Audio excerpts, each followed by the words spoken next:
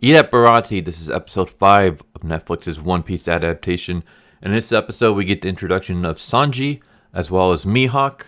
And we start off immediately where the last one ended, where we have Garp chasing down Luffy and firing cannons at his ship. And of course, Luffy in the last episode revealed that Garp was his grandfather, and we get a flashback where Luffy is creating his own little raft, his first pirate ship, and Garp shows up, gets pissed off.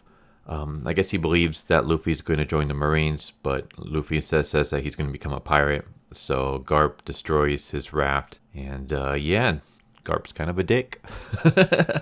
So shooting cannonballs at Luffy, and that's when Luffy balloons himself up, ricochets the cannonball off his belly, but destroys one of the Marines' sails, and basically puts it dead in the water. And the Going Merry uses this to escape. Garp decides to call on Dracul Mihawk, who is one of the 7 warlords of the sea.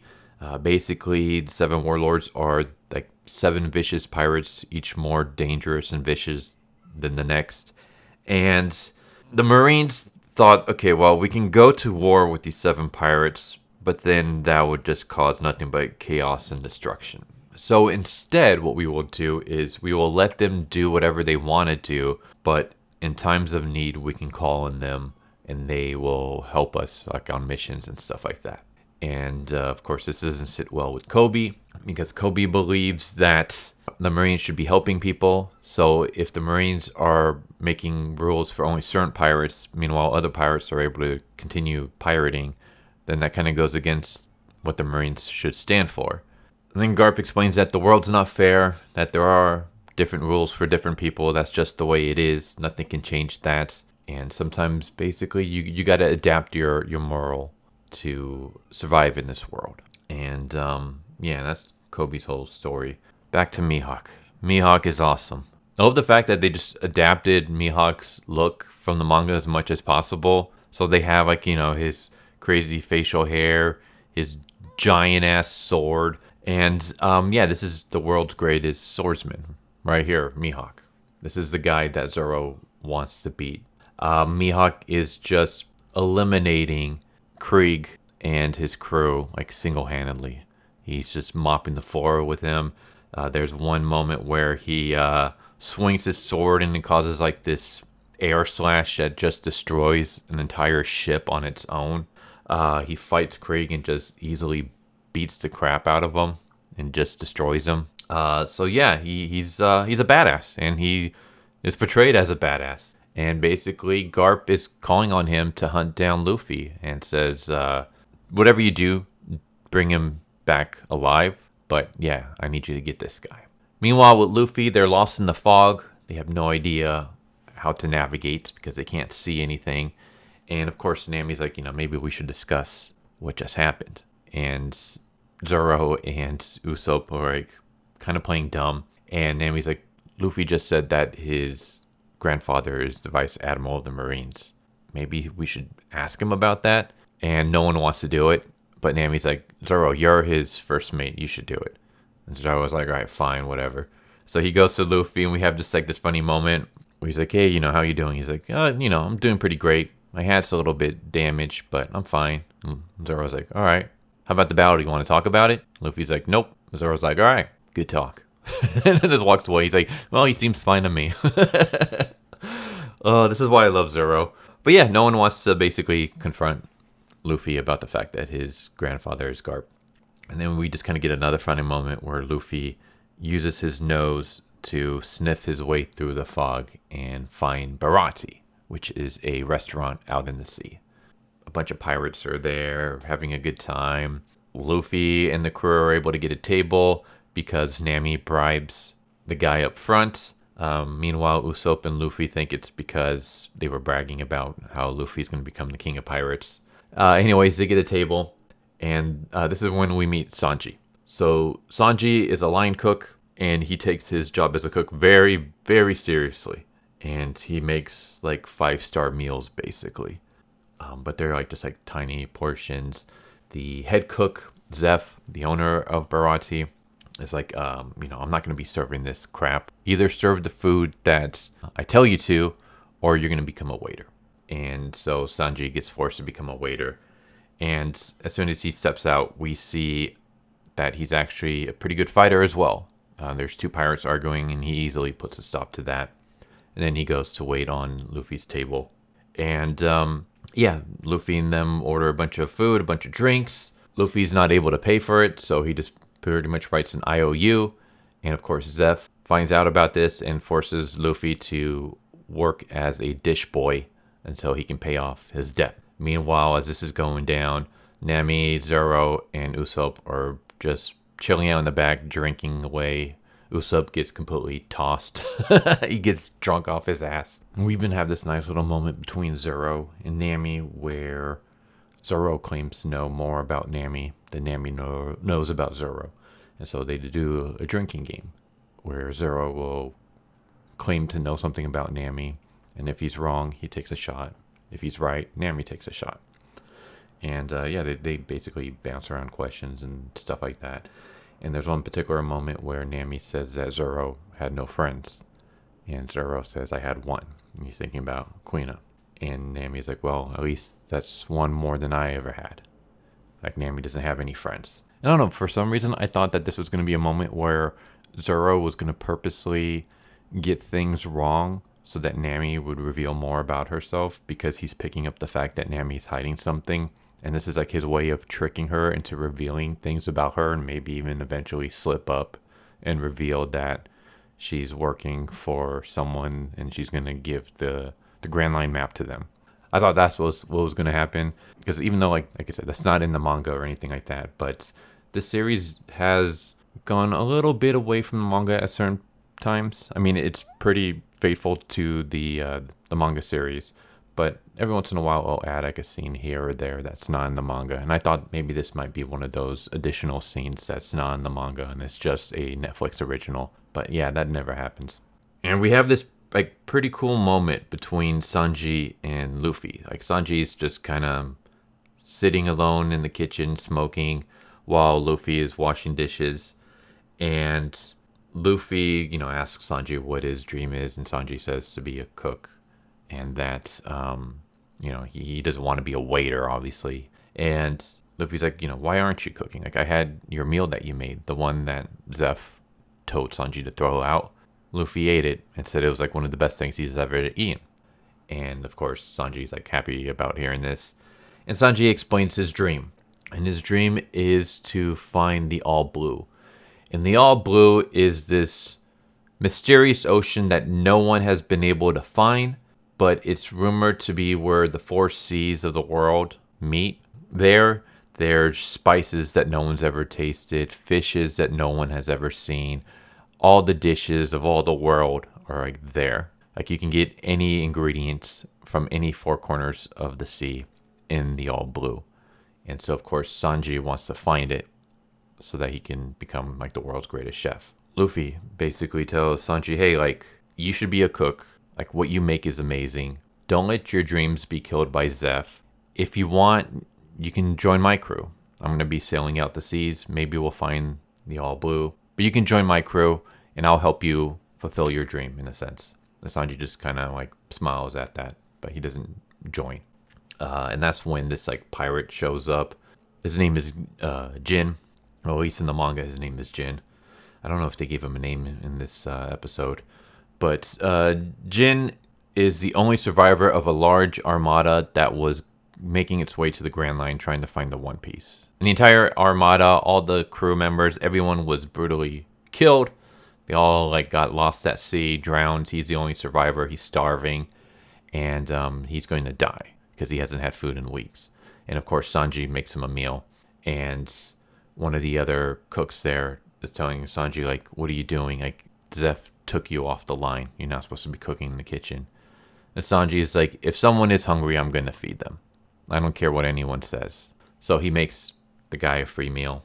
Meanwhile, there's this whole story with Nami, where Nami is thinking about abandoning the crew.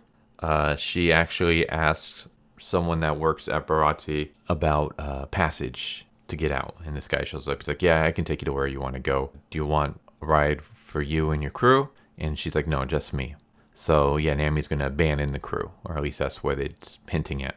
And meanwhile, Mihawk shows up. Usopp is completely wasted and tells Mihawk that he knows who Luffy is. And he introduces Mihawk to Zoro and Nami as his new friend. And Zoro knows immediately who this guy is and immediately challenges him to a duel. It says, I want to fight you one-on-one at dawn tomorrow. And Mihawk's like, why? And Zoro explains, I made a promise to become the world's greatest swordsman, and I can't do that unless I beat you. So I need to fulfill that promise. So I challenge you. And Mihawk was like, all right, fine. This greatly upsets Nami, because Nami's like, you're going to die. Like, you're challenging Mihawk to a duel to the death. He's the world's greatest swordsman. Like, you're good, but you're not that good. You're going to die. You're the greatest swordsman that I've ever seen, but you can't beat Mihawk. And Zoro refuses to listen to her because he's not going to stop it. He's not going to allow anyone to stop him from fulfilling his dream. And so Nami, like, desperately turns to Luffy and says, Luffy, tell him. And Luffy is like, you know what? Maybe Nami's right. Maybe this isn't such a good idea. And then we have this really great moment that I love between Zoro and Luffy, where Zoro says, when you met me tied to that cross, what was the first thing that I told you? And Luffy says, what makes you think I want to play pirates? He's like, no, the other thing. I kill your kind for a living. No, come on. Oh, that you made a promise to someone a long time ago to be the world's greatest swordsman.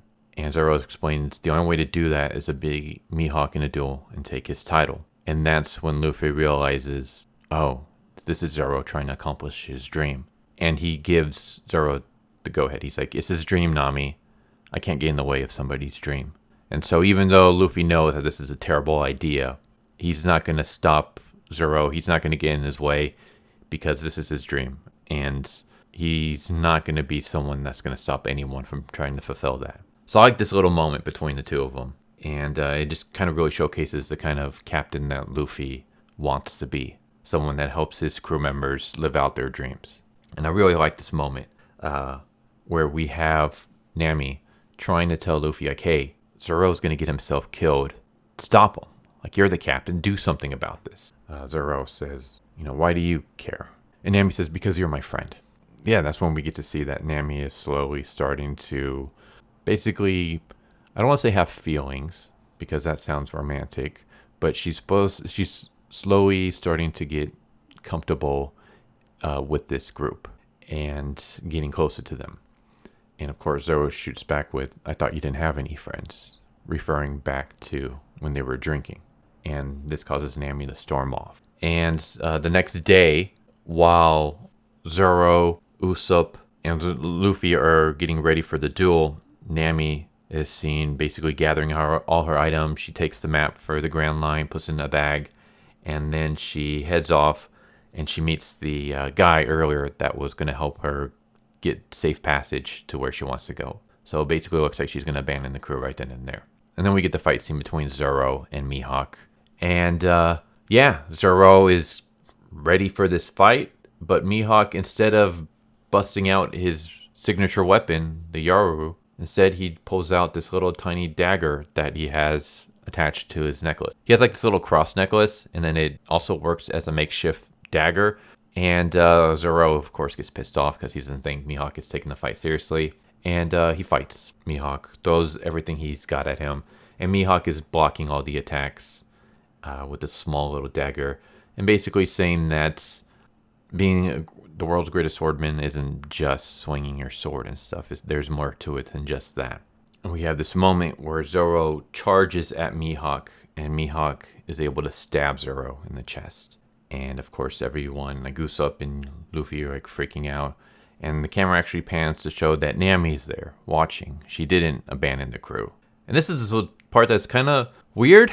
I'm wondering how they're gonna like change this, because in the manga, Nami isn't there to witness the fight. She leaves. Of course, in the manga, she doesn't leave with this guy who's gonna give her safe passage. Instead, she ends up stealing the Going Merry. Yeah, she's kind of more of a bitch in the manga than she is in the TV series. She completely steals the Going Merry while Luffy, Usopp, and Zoro are, you know, on shore, or I guess on the Baratie. So I'm wondering how they're gonna do that, if they're even gonna do that. If they're even going to have Nami abandon the group. I guess that's a little spoiler alert for anyone who hasn't watched the entire Netflix series. Yeah, in the manga and in the anime, at some point, Nami abandons the group. She steals the Grand Line map and leaves with the ship. So I'm wondering if they're going to still have that. But no, instead she's here to witness the fight. And yeah, Zoro gets stabbed. He's basically done. I mean, it's a pretty deep wound, even though it is such a small little dagger. But he continues to fight. And Mihawk's asking him, like, why don't you retreat? And we just get flashbacks of Zoro and his promise. And he's like, I can't, or my dream will be lost forever. And Zoro, like, stumbles back, pulls out Kuina's sword, puts it in his mouth.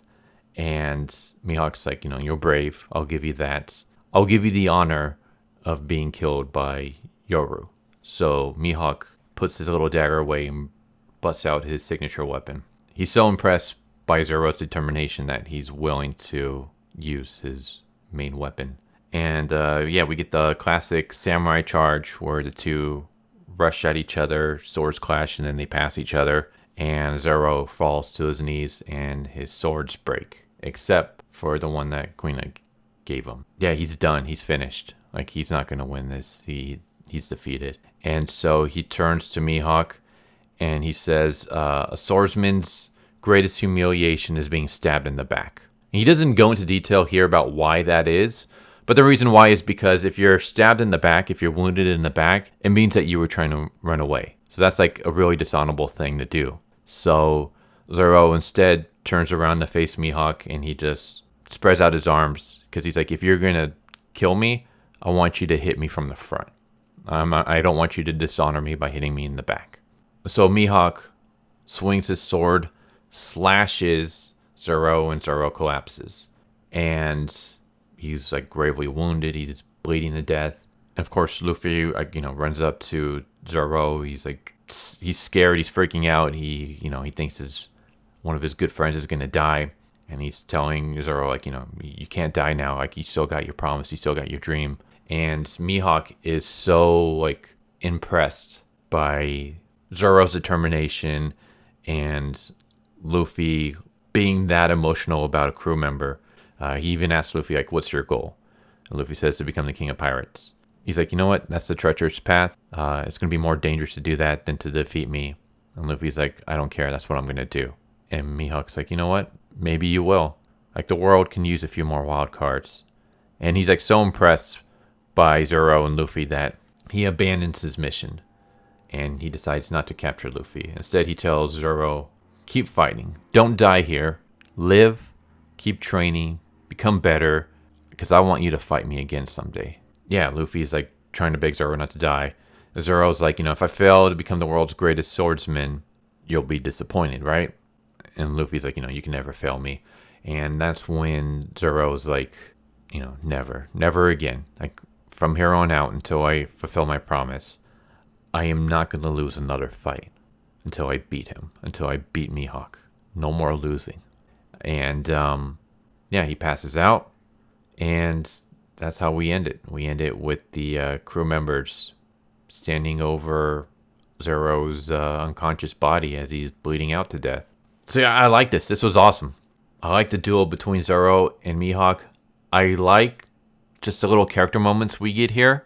Like, we got a little bit of Sanji and Luffy.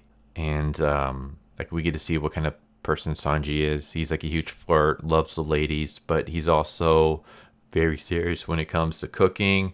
And just the whole, like, as long as if I'm around, no one's going to go hungry. But I mostly like the interactions between Zoro and Luffy here.